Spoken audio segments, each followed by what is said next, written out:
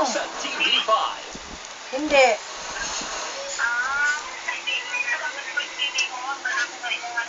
Pakinig kayo Ay, lahat. basi. Kailangan muna natin magkasundo. Pangutanong ko sa liwat.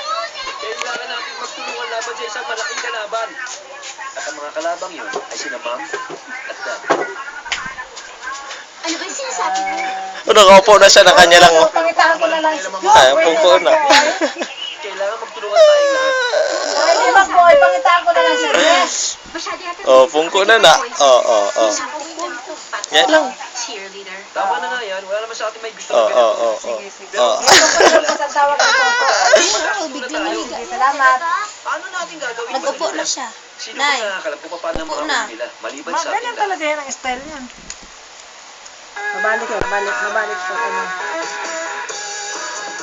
Oh, sabi na eh. Uy! Daga! Baboy.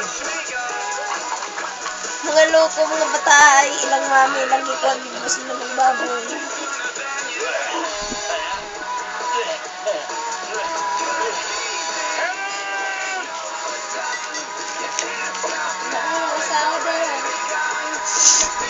Untog ma. And you check it out. Sa Washington, ito ang Soldiers Morning Update. Sports Talk 640. Score na ng Patriot. Tanggalan din. Oo.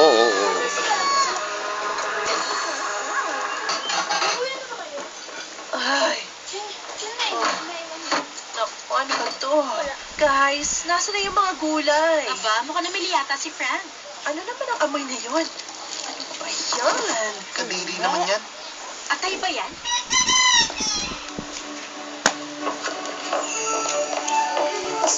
Gusto mo ba mag-tsaa tayo? Sige, para maganda nga yun. Gusto ko mag-tsaa sa tanghali. Ako rin, pero magpakulo muna tayo.